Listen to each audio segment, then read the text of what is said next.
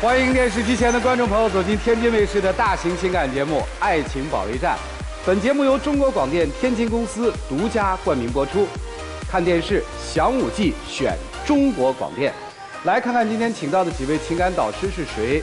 他们是情感导师白燕一老师，欢迎白老师；青年作家文洁儿老师，欢迎；情感导师严品红老师，欢迎；情感导师张磊老师，欢迎。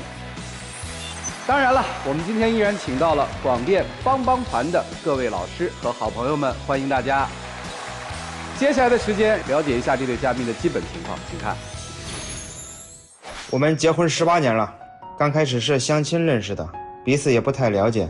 结婚后，我发现我们两个的性格真是天差地别。他这人啊，大大咧咧、邋里邋遢，还不爱做家务，家里的所有事都是我想着。我们到现在还有2个孩子，我觉得压力很大。可他对未来一点规划都没有，真的让我很心累。他这个人呀，就是心眼太小，想的太多，做事也是磨磨唧唧的，天天就知道唠叨我，像个小媳妇儿一样。他总说我盲目乐观，不像难道天天要哭啊？现在日子也是越过越好了，真不明白他在愁什么。有请这对夫妻，有请。李先生40岁，来自河北个体；刘女士42岁，来自河北个体。有请2位，有请。好，主持人好，各位老师好。18年了是吧？对对对，漫长的18年啊，有对娃吗？老大是今年16了，老二今年13。可以啊。嗯，为啥来啊？哎呀，矛盾太多了，就是说让他改一改他这个，天天就是唠里唠叨的，你知道不？做事也是磨磨唧唧的，整天回到家以后就是给你黑着个脸，你知道吧？就是在家里就完全没有一点笑模样。所以说我真的想让他改一改这个。为啥这样啊？你承认他说的是对的吗？不对，你这个性格也是大大咧咧的了啊。哦，马马虎虎的，我才唠叨你。他性格大大咧咧，怎么大大咧咧啊？你看我干过一个店，他在店里，我在别地方上班，然后发工资了。有一天中午我去店里倒班吃饭嘛，是吧？这个钱我说晚上回家的时候存到银行，先放到店里吧，放到柜台一边，然后下午我就出去了。晚上回来以后，他说钱丢了，我以为他跟我开玩笑了，哎，结果真丢了，这跟没事人一样。他就是把钱放到抽屉里了。我们不是开玩具店嘛，一会儿一个顾客，一会儿一个顾客，然后你来顾客了，是不是我得照应生意啊？是不是？那天我印象当中吧，就是有2个妇女，就是一个她是在外边看东西，我那个在里边要车子，又要让我给她打气儿啊，又让我擦拭上面那个土。后来我才发现，这个女的就是在我这个柜台那儿，哎，一直在那儿徘徊。咱当时没有多想，是吧？我一直在那儿卖货干啥的了。结果到晚上以后，他来了，说咱那个抽屉里钱，然后我去存起来。我说行，你拿吧。结果他一拿不要紧，3000多块钱没有了。他当时发现完了以后，我一看钱没有了，你说我能不着急吗？咱们小日子又不是说那个大家大业的，是吧？我也是很着急的呀。那我腿都吓软了呀，3000多块钱呢，是不是？而且我两眼都发黑了，当时你知道吧？完全就是蒙圈的感觉了。哎呀，3000多块钱，你想想买多少东西，买个大电动车什么的。结果他回来以后，他就开始一直叨叨我。你说我当时那样的心情啊，你说你叨叨什么？你不应该安慰安慰我吗？就是，是不是吓到没有啊？是不是？他不，他就给我叨叨，然后就说啊，你看看你马马虎虎，你不把这钱管好，咱开店是为啥？不是为了挣钱嘛？一直给你叨叨叨叨叨叨。他回到家里以后，吃完饭还继续刷手机，也不解释你今天的事儿是吧？你说说呀，是吧？不是都丢了吗？那有什么可说的呀？你说我越是到那个时候，主持人你知道不？我不管发生什么样的事儿吧，就我该吃吃该喝该睡睡。我跟你说，你是成大事的人，你这心理素质特别的好。其实也不是那样的，但是说你这是对的。对，你困难你不得睡，你饿不吃嘛。既然已经发生这件事了，你就再上愁，你再难过，那你那钱也没人给你送回来呀。对呀，是不是？我觉得你这但就这些事儿，你都不知道他在家天天给我叨叨，天天就你的车子，对我但凡做了一点点，但凡做了一点点就是没有那个头脑的事儿，完了他就给他把这件事给我抻出去。主持人，他丢过车子、音箱，你问他怎么丢的？手机、车，你都说啥车？就私营车。哎呀，就那回嘛，就是不是店儿，我开店完了以后，我从我家到我店儿大概就是1000多米的这样一个距离。然后我早晨呢，就是说我骑着车子是去店里了，到晚上了，就是我拿上手机，戴上耳机，是吧？然后我就听着歌，我嘚嘚嘚步行走了。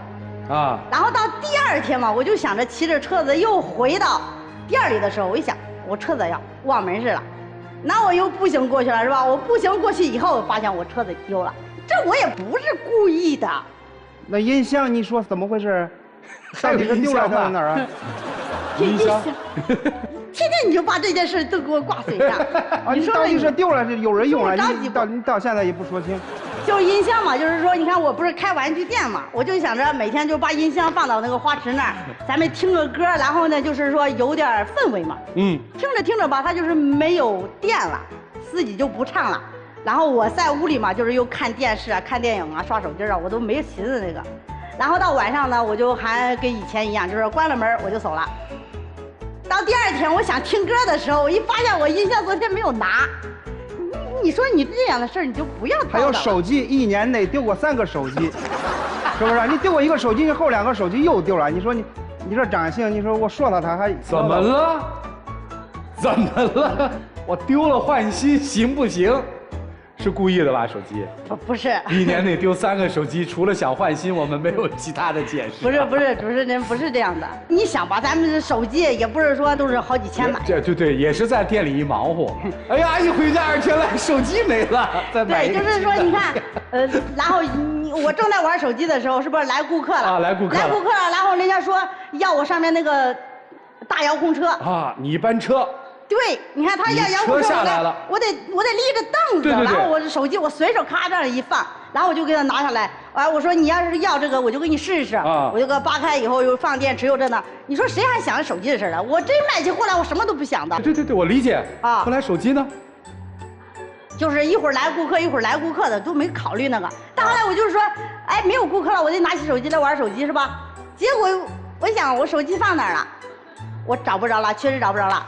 然后我就是借那个邻居一个手机，给我打个电话吧。我想打个电话，我看我手机到底在哪儿。结果一打手机，您所拨打的电话30无法接通，这就完了。我说这就完了，肯定我说刚来那几波顾客，没准谁给我顺手捋走了。你丢过1个手机了，就应该长记性。你连续再有丢了。行了，你个男人，我问你，你为什么不心疼卖货那么辛苦，爬那么高，搬了个电瓶车下来？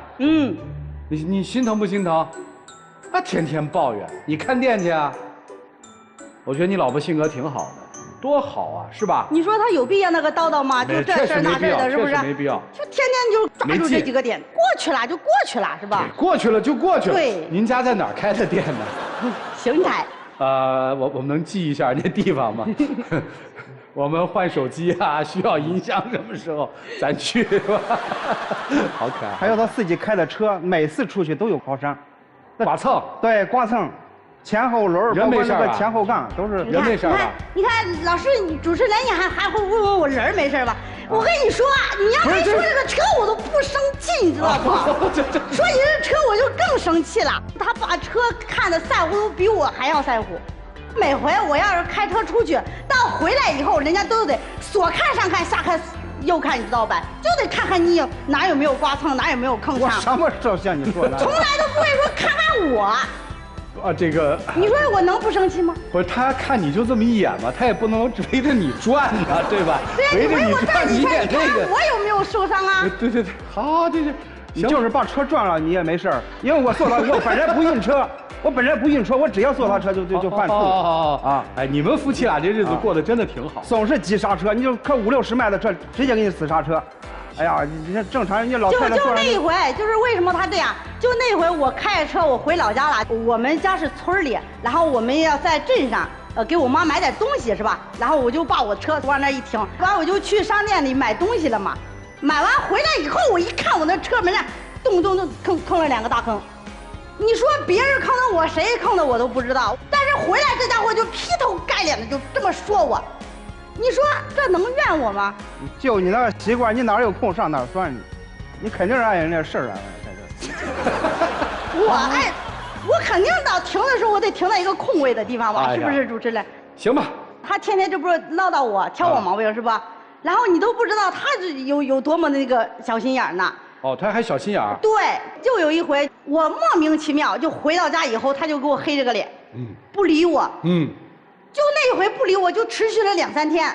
我的天哪，不说话呀？哎，对，就当我是空气，我受不了这种冷战。到后来我才发现，就因为我给我店里的顾客笑了，笑了？笑了，男顾客还是女顾客？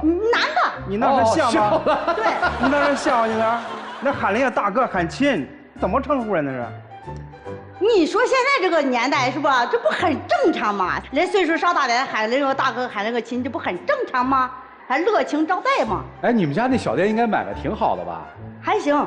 你看，这绝对是一个。对，这绝对没问题。就是这么多年，我都从来没有跟顾客之间发生过任何口角。你看，就这就吃醋了？就吃醋了。你何止是顾客，你同学你怎么聊的？我看你微信记录。我跟你说，主持人，他现在没说同学，我还不生气；他这人说同学，我更生气了。我跟你说，生得起来气吗？我老觉得你生气都是笑呵呵的。我其实真的特别生气，我就是在你这儿不好意思，因为你一直对我笑嘛。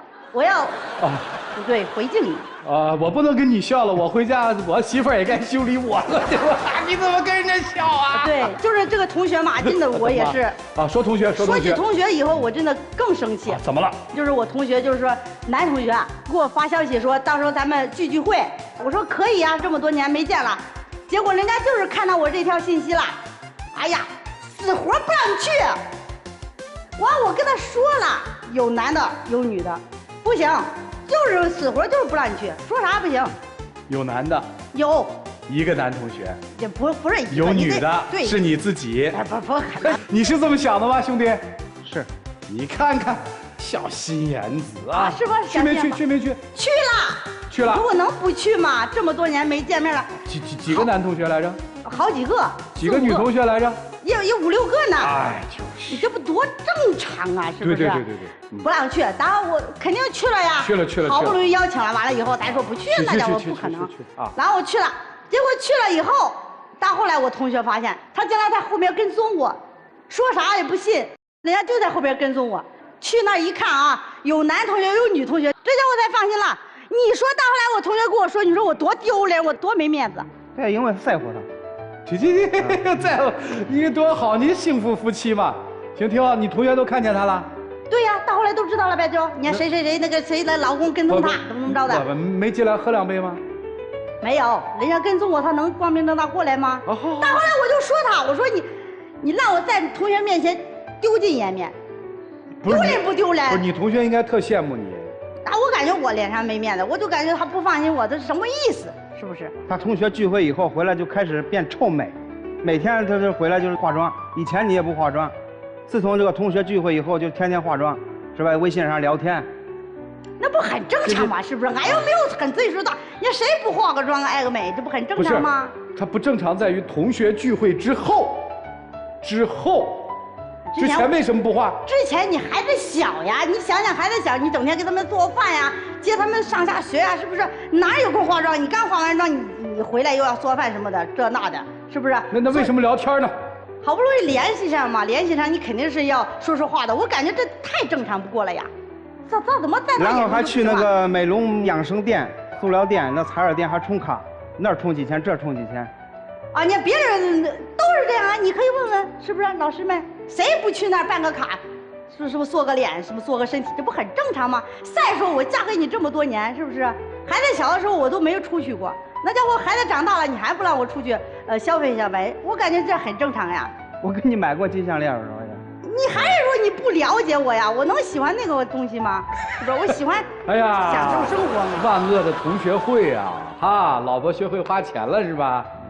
行吧。哎，就自从那以后啊，就他说我办卡，他就把我那财政大权给我夺走了，不让我花钱。现在你管钱了？对，当时结婚的是什么日子？那是外面欠着外债，后来经过我们努力，那一点点变好了。有老人现在养老钱，孩子那补习班，哪不花钱？又不是什么大家大业了，你像你这样造能行？收回去了没有？是不是你收回去了？结果收回去以后，主持人你都不知道，每次给我知道吧？啊，给我200块钱。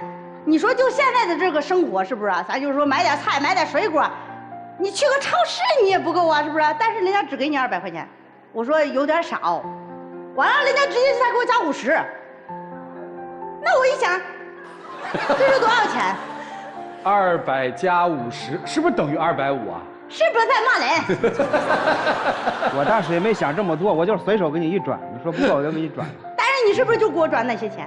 而且他还有一点就是说，你给我转这些钱不要紧，我只要不跟他要钱，他从来不会主动给我转钱。这你说谁愿意过那手心朝上的日子，天天给你要钱呢？就不会主动转。结果就有一回，然后我们同学来到我们市里这边了，你想嘛，我不得请人家吃个饭嘛？结果请人家吃饭的时候，我说我赶紧去柜台结账，别到时候让人家给我抢了先儿。我去那儿结账的时候，结果余额不足。花200多块钱，我手机里竟然不到50来块钱了。那家伙我得赶紧给他打字了，我说老公，你赶紧给我转钱，我钱不够了，在外边吃饭。不回我，等半天不回，打电话，那个电话就是那种无法接通，咋也不接。我跟你说过，你没电了手机，你不知道啊。到后来呢，我同学一看我，哎呀，在那立着，简直不过来，是啥情况啊，什么什么的，人家就赶紧过来把钱给结了，把我领过去。你说我尴尬不？要是当时有个地缝，我跟你说，我直接钻进去了。哈，丢死人呐，我都。哎，你说这些事儿要是这么笑嘻嘻的说出来，你就觉得可乐；你要是板着脸一说，你觉得那生活都痛苦都不行了。你能不能不板脸啊？你老婆性格多好啊！他这个人，这个关键邋遢，马马虎虎的，我。不是你咋看他啥都不顺眼？但是我跟你说，主持人就他他不是光说我乱花钱吗？还说我那啥，就他那回他也乱花钱。2月14号到那儿给我买一大束花，我一看那玩意儿也不便宜，怎么着得花100-200块钱。我说你花这钱干啥呀？是不是有那必要吗？我说你还不如给我买个猪蹄儿吃呢，一点都不实惠，几天就蔫巴了。平时买吃的你说不浪漫是吧？然后我给你买花，你又说要吃猪蹄儿。哎，你别那么实在好吧？你轻松一点好不好？你老婆明显是在夸你对她好嘛，没啥矛盾啊。他这个人一点也不解风情，被他泼了一盆冷水。你说你这浑身毛病，你说我怎么说你？怎么着也不对。那你还是不了解我呀？邋里邋遢的，每天一天。他咋邋遢呀？这我怎么邋遢了？就那店里，你看那店里一天那个垃圾也不收拾，顾客带孩子去一些那个零食渣渣也不收拾，你自己吃的那个水果皮。到处都是瓜子皮，你别在这夸张了哈，要不掉。有没有？没有那么夸张。你想吧，我每天一会儿来顾客，一会儿来顾客，我哪有空收拾啊？那顾客走了也不会收拾啊？啊，顾客走了我多累慌啊，不得坐下歇会儿。不是店里的事儿就别管了，家里收拾的好不好吧？他家里也是垃圾一堆，一进家满地都是垃圾。家里也是垃圾啊？不是这样，不是啊。你家里的鞋子，你就是在客厅走一圈，就像闯迷宫一样。到处都是鞋子，沙发上的衣服，我想坐一下，我得搬动一下，挪一下身。确定那是你的家？对。那你在干嘛？我也是每天工作，我上班我比他还累，他起码在店儿他是坐着卖货，我那因为是个劳力活。是不是？咱主持人都说了，你在干啥？你就在这叨叨我，你叨叨那功夫，你直接收拾不得了吗？还有一次洗衣服，我就去阳台去洗衣篮，我无意中把那个洗衣机打开了，那衣服还在里边呢，那都3天前洗的，都发霉了。就因为这一回事，我天天叨叨我，天天叨叨我。还有你餐桌，你餐桌上你的碗收拾过吗？也不收拾。还有一个视频在厨房了，你让导演放一下，就看看你那个视频。还有取证的，来看看。这是他8点回来吃的饭。这是10点半左右，这是我随便照。你什么时候拍的视频？对，我也是，就是打完电话，我就是随手拿着手机。拍视频的时候，你给我收拾，你收拾干净再拍呀。不是，他就是为了调查取证的呀。什么意思？啊，你拍视频的时候都已经可以收拾完了，你有那功夫拍视频？我就是进去收拾，我再随手照了一下。你躺在床上看手机。我累一天了，我做饭，那孩子和他吃饭，吃完饭你说我得多累，我不得赶紧歇会儿去吗？你收拾不就行了吗？是不是？哎呀，你还给我拍视频在那儿，太不厚道。我跟你说，主任，你就听半天了，是不是？你就发现他天天就挑我毛病，他眼中的我就是浑身就是缺点。我跟你说，他也是有缺点，他这个人磨磨唧唧的，你知道吧？干点事儿半个多小时他都给你出不了门儿。我穿上衣裳，我戴上帽子，戴上口罩，我就在门口等着他。那家伙就在那等着吧，你就出不来。他在特干嘛？别磨叽。哎，我出门之前我反正得换个衣服，我洗洗脸、洗洗头，哪像你起来以后配个外套你都骚。他是吧不洗漱的吗？啊，你老婆他不洗，不刷牙不洗脸。我洗的比较快，洗过吗？我没见你洗过嘞。你就会看我是像不刷牙不洗脸的人吗？就他这个人特别磨叽。完了以后有一次耽误我了大事儿，哦，知道吧？什么大事儿？我朋友家那孩子结婚，提前告诉我了，说到时候你来给我帮帮忙，然后引领一下客人。我说没问题，我说那我几点过来？他说你10点来，中午过来就行。我回家我其实跟他说了，你知道吧？到那一天，我说赶紧起来，我说我要去帮忙。哎，结果人家就是给你磨磨唧唧、慢慢吞吞。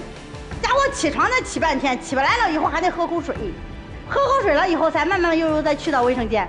那家伙去完了以后又洗头又洗脸，还得要给你拍点水抹点油，紧着就给你出不来，出来完以后又找衣服，穿哪个了，色儿深了色儿浅了，然后又给你找裤子，肥了瘦了，又给你各种的搭配在那吃完这个是这个，就是一顿给你弄。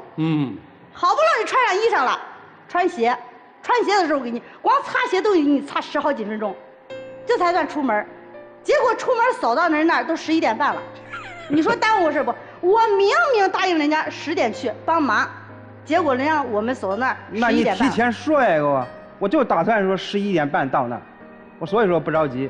我提前跟你说了，你只是就是没听我说话。我每回说啥，他都忽略我的感受，忽略我这个话。你有没有觉得你今天有点忽略我？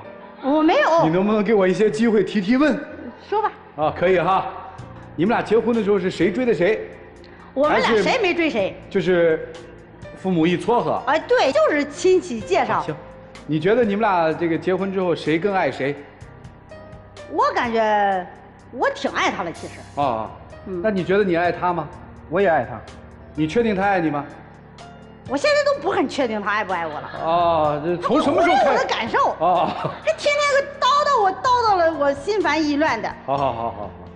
你说我怎么能感受你对我的爱？浑身找我毛病。你这马马虎虎，我也很烦你。好，行了。你们俩平常在家里也这样吗？要不是每天犯错误，我都说他嫌我唠叨，就这样。行，你以后把嘴闭上就行了，是吧？对，少唠叨一点，发生过的事情就发生了，都过去了啊。是。你叨叨那有什么用？人生向前看。对。听明白了，还有别的要投诉的吗？没有了。没了。劝劝他吧。对，我得劝劝你兄弟。什么音箱啊，什么手机啊，什么自行车啊，是不是身外之物？啊，是。老婆重要还是那些东西重要？对，老婆重要。所以那个东西丢了不可怕，对吧？要把老婆弄丢了，可怕不可怕？对，可怕。就是要把家收拾得特别干净，老婆没了，是要乱的家还是要老婆？要老婆。确定吗？确定。特别确定哈。对。好，行了，这次感受到爱了吧？那不行，那你得让老师好好说说他。你这答应好，回去他又反悔怎么办？又给我叨叨我怎么办？老师，你说是不是？你能稍微我好不容易我坐你能稍微在意一下我的感受吗？能。哦，那行。对。不就让老师们说吗？对。那你们就说呗。对。让我们一起进入丘比特问卷。两位好。你好，老师。太有趣了，我要是你老公，我也得唠叨你。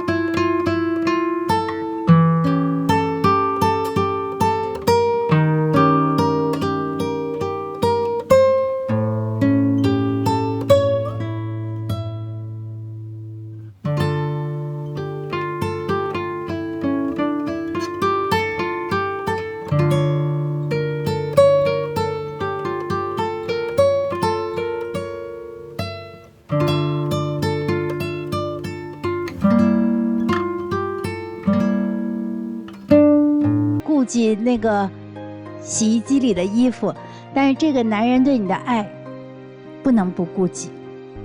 你也适当的管理一下你自己，通过唠叨来去获得的对他的这种情感表达。我教你个方式啊，多亲他比多说他要好使。是，谢谢老师。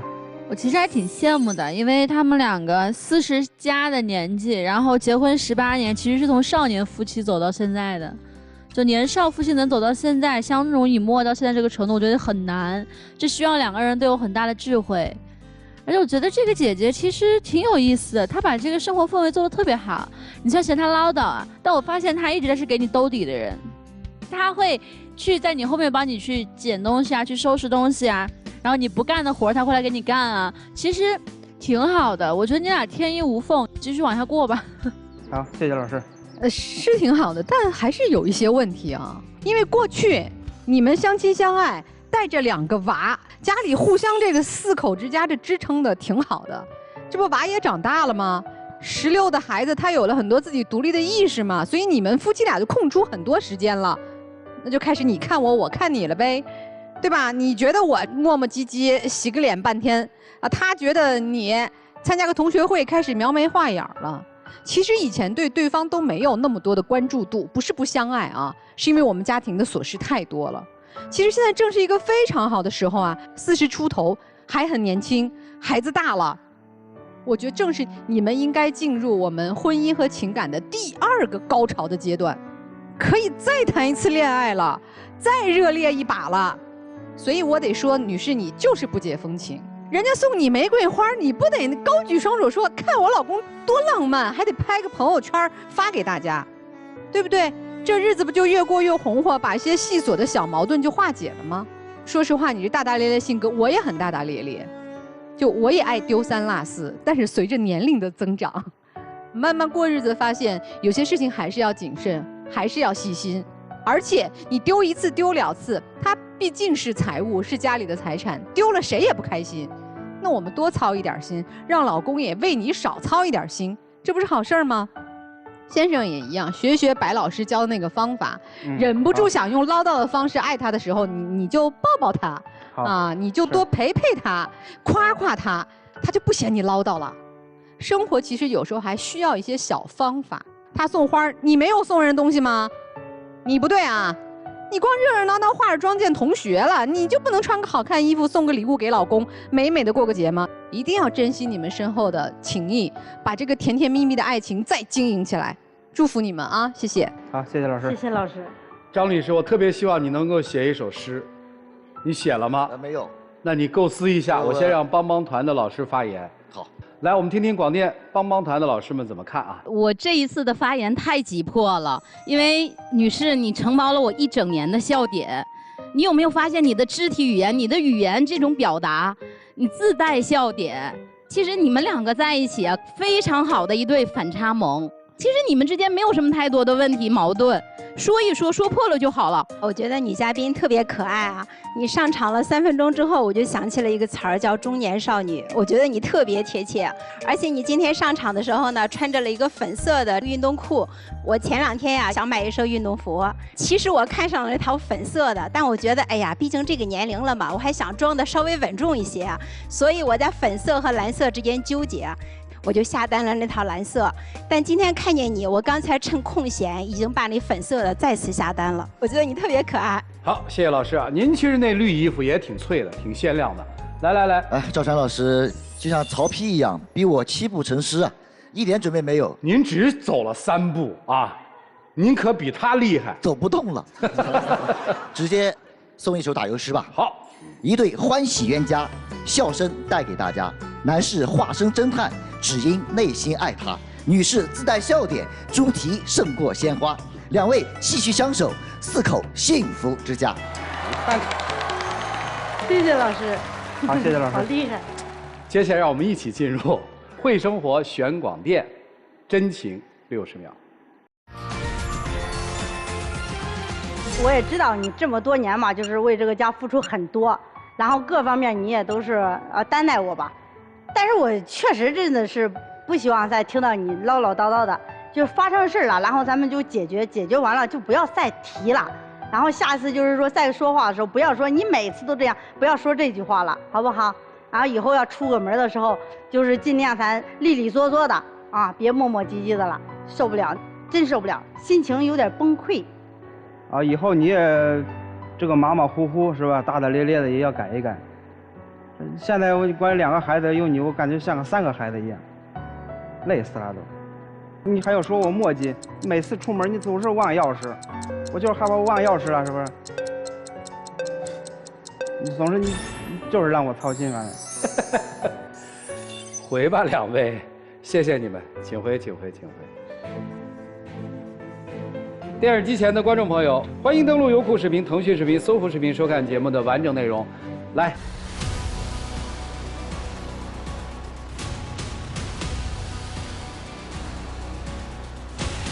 抱，快快！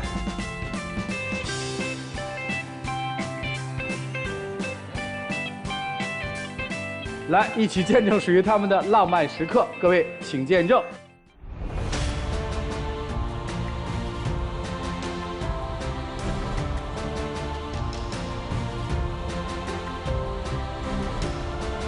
谢谢2位给我们带来的幸福分享啊！谢谢你们，好，谢谢，来，谢谢老师们。好，谢谢老师，谢谢。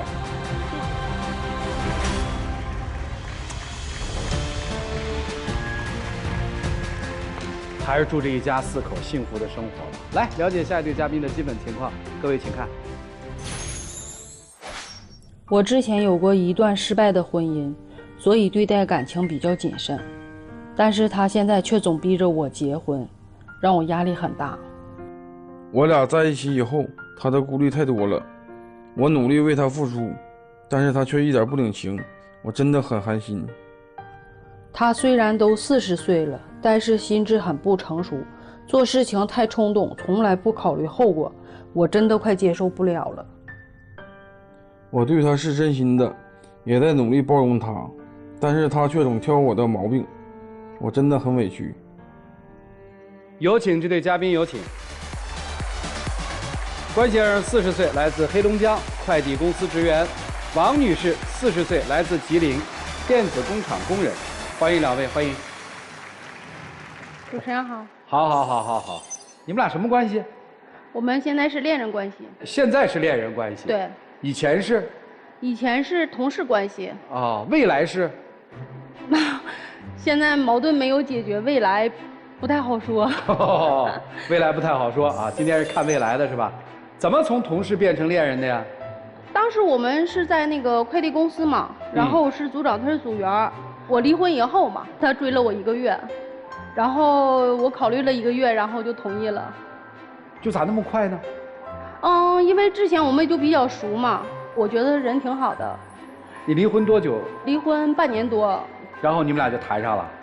对，因为之前我和我前夫有7年的时间是分居的。他什么打动你，让你跟他在一起了？他人心比较细，而且特别男人。因为在之前的婚姻里，所有的事情都要我一个人去承担，我觉得特别男人，他可以站在我前面为我挡风雨。挡什么风？挡什么雨？就是比如说我在单位，如果我是被人欺负了，他会站在我前面，然后就说有事你跟我说，就这样。行，不是挺好吗？今天来这儿解决什么问题？因为这小半年的时间吧，我发现他就是有点小气，脾气有点大。哦。怎么小气？怎么脾气大？就是之前吧，我们在一起不长时间，然后他有一天送了我一束玫瑰花。哦。我之前的婚姻里就12年嘛，我从来没收过礼物，只是结婚的时候我前夫送了我1枚钻戒嘛，然后他就是送了我一束花，然后当时我没有要。我送个花还有错吗？那不很正常吗？为什么不要啊？因为我当时就觉得不适应。然后我就没有要，当时他特别的生气，然后就把那花给我扔掉了，当着我的面扔了。送你花你不要，怪我生气吗？我就觉得他脾气特别的大啊，确实有点大。之后呢，过了不长时间，他又送了我一个金镯子。当时我觉得我们都是工人，就是每个月工资也就是5000左右，那个金镯子1万多。哦。你说花我都没要，那个金镯子我肯定不能要。更不能要。对，因为我们刚在一起不长时间，我不知道我们到底能走多远，能走多久。因为我喜欢你，我才送你镯子；不喜欢你，我可能送你镯子吗？后来这镯子也摔了吗？镯子没有，让我收起来了。我还有一个迷茫的地方，就是我就感觉我的条件不如他。主持人，你说我是一个离异的，他是单身，我不知道他喜欢我哪儿，所以我都没有收他的礼物。哦。是他提出要跟你结婚吗？还是这不就跟你谈个恋爱吗？但是他送我礼物了呀，又送我花，又送我镯子的。我送你礼物不很正常吗？咱俩谈恋爱，男欢女爱送东西不很正常？为什么不要啊？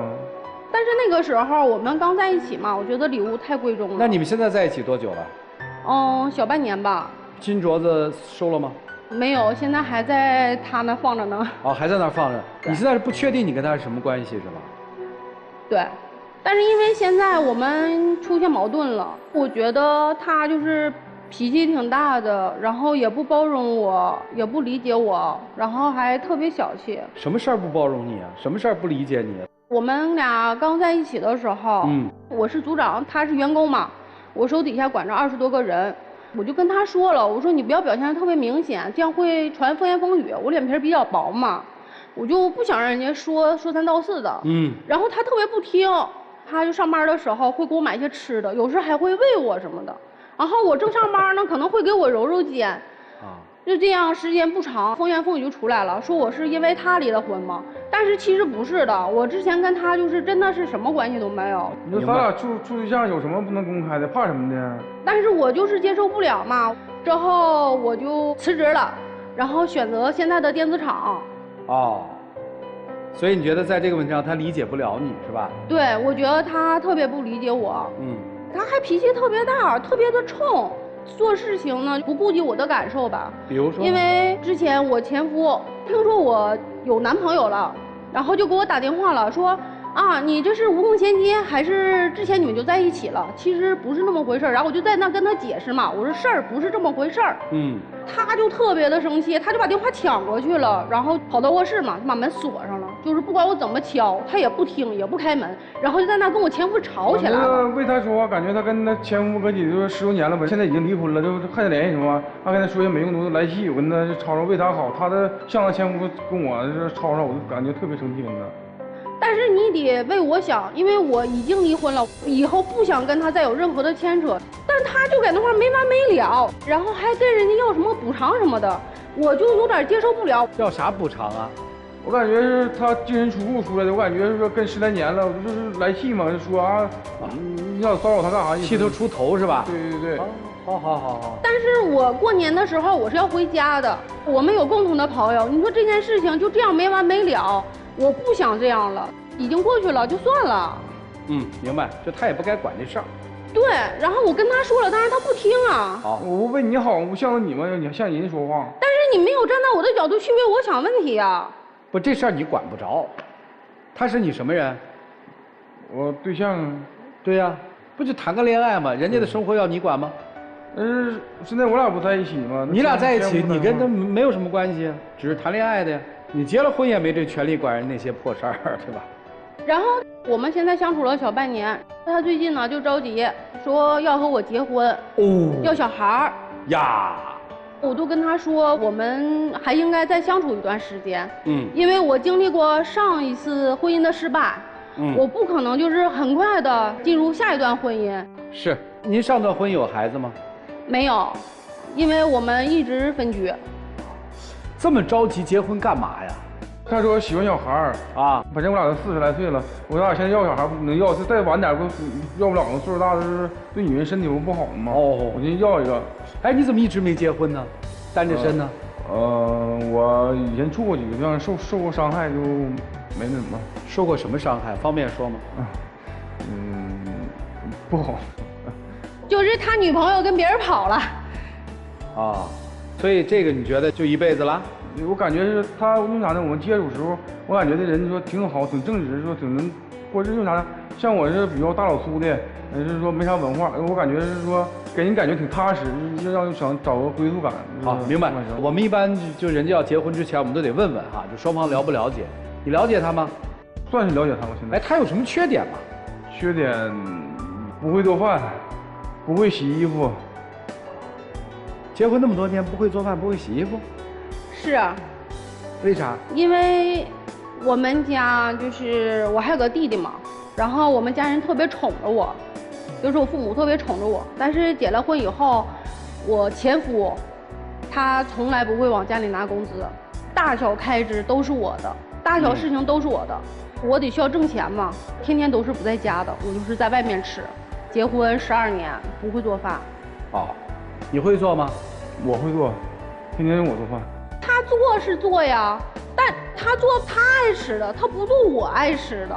我问你，然后他还在那嘟嘟说啊，你这么大岁数了，你连饭你也不会做，然后让我去买菜，买不好了说啊，你咋想的？你这菜买的也不行。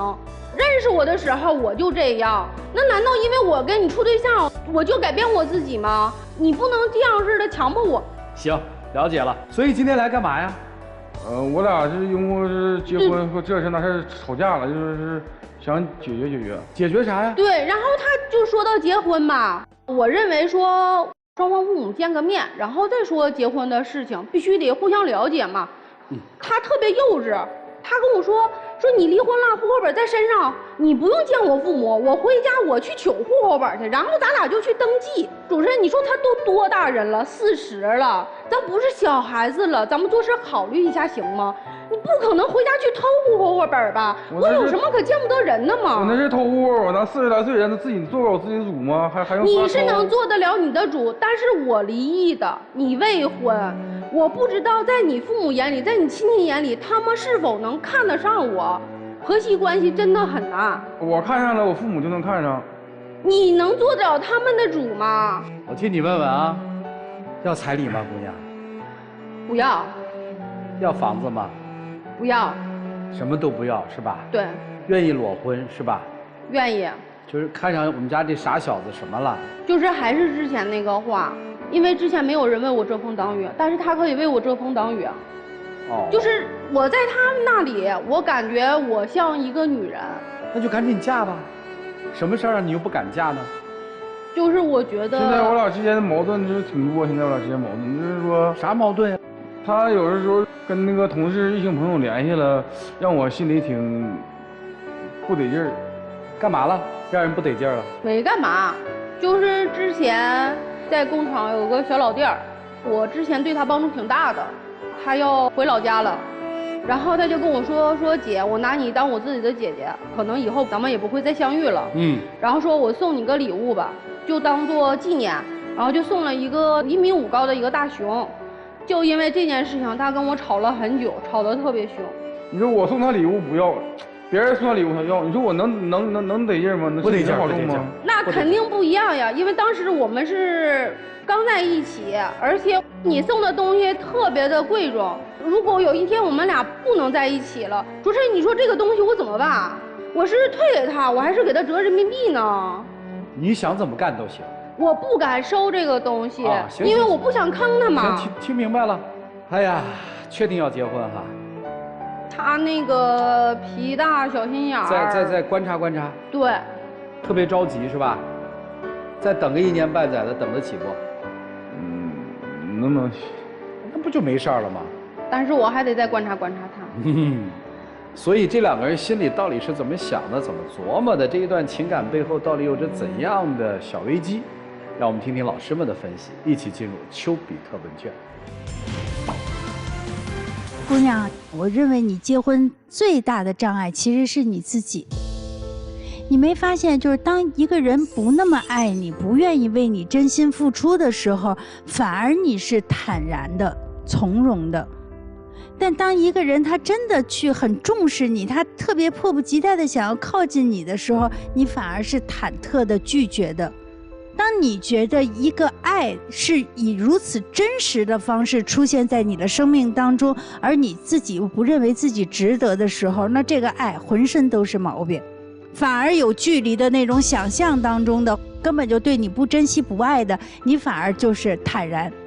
所以我觉得你真正的要进入到未来的婚姻生活当中，最大的障碍其实是你自己不相信你真的会被如此的珍惜和爱护，你不相信这一点，你总是试图证明他这个里边是有问题，他有问题，或者未来有问题，所以我不太知道这是为什么。但是刚才你说的，从小你爸爸妈妈特别的疼爱你，对吧？你有一个弟弟，但他们也很疼爱你，所以我在猜想，是不是有一种可能，就是只要我不真的成为一个独立的女人，我就可以不用跟父母真正的在心灵上的这种分离，或者是你说的对你特别的爱，是你自己的一个夸大的想象。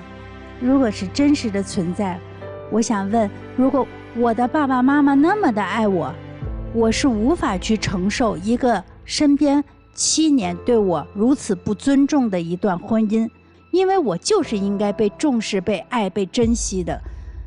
所以有很多的东西是在你内心当中并没有自己去认识到的，跟这个男孩子没有什么太大的关系。一个傻小子自己终于从自己的受挫的情感当中爬出来了，愿意去尝试。这小伙子这个我觉得挺正常的，但是你自己，我值不值得被爱好好的对待，这反而是一个特别大的一个问题。这个男孩子唯一要注意的就是不要用一个女人来去衡量所有的女人。你上一段情感当中到底为什么会出现那样的一个不幸的结果，可能因为年轻，可能因为各种的原因，但它绝不意味着未来其他的女人也会用这样的方式去对待你。应该让自己更豁达一些，好吧？谢谢。我也觉得这个大哥稍微有一点幼稚。他刚刚有说一个他自己输出的一个关键词，叫做为他好。我跟你说啊，你现在所有的你这种不合情理和不控制情绪的做事方式，你所谓的为他好，只是为你自己的心情好。所以不要再打着为他好的旗号，然后做一些伤害自己也伤害他的事情。第二点就是，我揪着你一个观点，一个女人不管她多大年纪，她不会做饭不会洗衣服都不是这段感情里面的硬伤。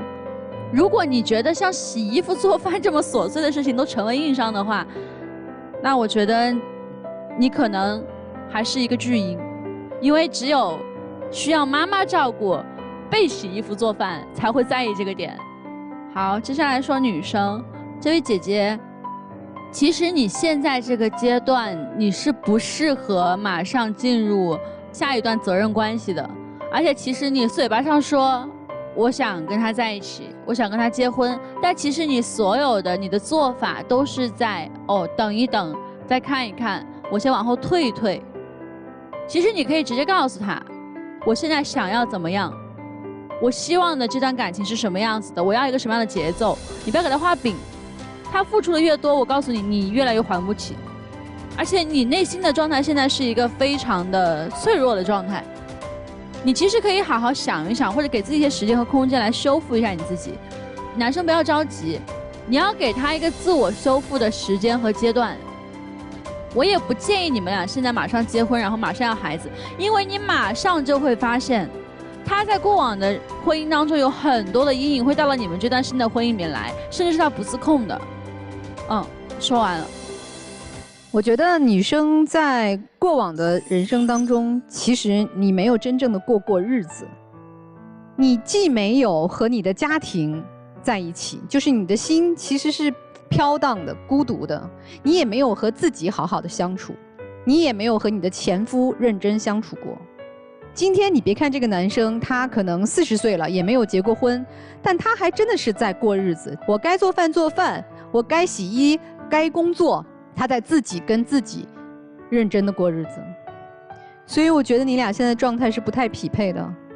女生，我觉得你跟这个男孩在一起，大部分还是在疗愈，还是从上一段感情当中那个创伤当中没有走出来。所以你看，你们离婚了，你的前夫还能有机会打电话过来骂你，甚至你还说我不想跟他吵翻，因为我们是一个地方来的，我怕回到老家别人议论。所以你什么时候真正跟你自己和解过？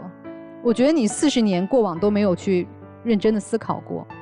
所以不光是他啊，就是你遇到任何一个喜欢你的男生，可能你都处理不好这段亲密关系。因为你还没有处理好和自己的关系。简单说点，我觉得你不够爱自己了，你没有好好的爱过自己。男生，我觉得你遇到这个女生，可能也是因为从过往的感情中觉得这个女生很踏实，这真是你需要的吗？别那么着急结婚，觉得这是一个靠谱的女人，娶了她，她肯定不会跑，这就是我需要的伴侣了，没有那么容易。所以我希望你们再多相处一段时间，女生学会爱自己，男生学会观察情感，才有可能真正走到一起。再处处吧，好不好？我觉得女生挺爱自己的，我认为你做的是对的，问题是出在男生这边，你太着急了。你知道他为什么拒绝你那束鲜花呢？因为彼时他刚刚离婚，不想造成误会，也反对你在工作场合跟他表现出一些亲热的举动，就是为了不想造成风言风语，让前夫哥有所误解。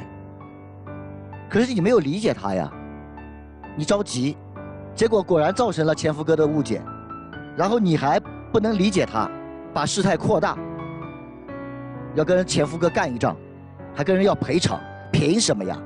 你跑去跟人前夫哥要赔偿啊？你这时候跳出来是不合适的，你做事情是没有分寸感的，所以他会觉得你幼稚，反而更需要时间对你多加观察。而你呢，花都没收，送镯子来了，那金镯子人家敢收吗？不敢收，不是说不爱你，而是你太急，人家怕了。不要太急，才几个月的时间，你确信你就足够了解他吗？他已经经历过一次失败的婚姻了，所以他有这些谨慎，我认为是完全合理的。我认为你做的没有错，而且你呢，还有一个毛病，你表达爱的方式是唠叨，是批评他，挑他的毛病。你这样，我想换任一个女人也感受不到你这是在爱她，可能只会理解为你在嫌弃她，是不是啊？所以呢，我给你们两位的建议是，也别着急结婚，也别着急分手，再处处看吧，让时间给出答案。谢谢张律师。来，我们请广电帮帮团的老师们发言。作为广电帮帮团呢，我想帮男生跟女生说一些话。姐妹，我觉得7年的婚姻已经成为你身上重重的壳了，它束缚着你，同时也在伤害着他。因为你7年的婚姻，所以你接受裸婚；因为7年的婚姻，所以你不敢接受他送你的金镯子。姐妹，真的7年的婚姻，抛掉它，抹掉它。从0到1开始过你们两个的生活，经营你们两个的相处模式，抓住你身边的美好。其实呢，我更愿意帮助一下这个男士啊。我其实真的认为女士做的没有问题。你想啊，在法律上讲究权利义务的对应性，结婚当然是你的权利了，但是结婚后对应的是有义务的。比如说结了婚以后，你的爱人跟你有共同赡养父母的义务。所以人家在结婚前要求见见你父母，我觉得这个无可厚非，反而是你这边一边提出来说我着急结婚着急生孩子，一边幼稚的说我把户口本拿出来咱俩去领证。我觉得这不是一个40岁男士的说法。如果你想要真正的获得这段爱情，获得他的认可，我觉得你真的是道阻且长，认真努力吧。老师问题我帮你解答，家里穷不好意思带你去，去了怕你跑了，40多岁没结婚，条件不好，就怕你跑了，这就是他的心理。我说的对吧？对对对，他没有你要求，他就是要一个结婚的伴儿嘛。所以想清楚，我要嫁给他就谈，想不清楚就快跑。接下来一起进入会生活选广电真情60秒。我以后对你好点儿，不用你洗衣服做饭刷碗了，我全来。咱俩结婚吧。我也会学着去做家务，不会让你一个人独自承担。我愿意嫁给你。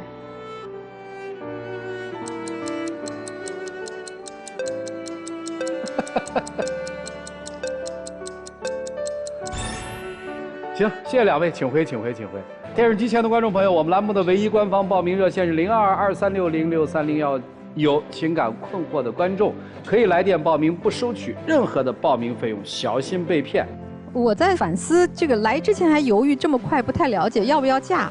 我们说啥了，他就决定立刻嫁了。他就是要给自己找一个嫁的一个气口、契机、一个动力，推动他一把。行，那嫁吧，双出。来吧，看看他们自己的选择，开门。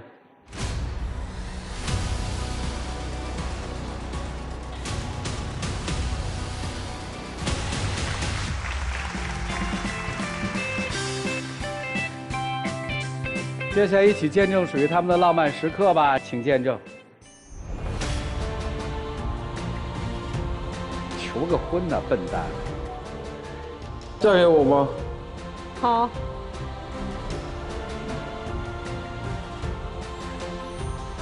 谢谢两位啊，请回，请回，请回。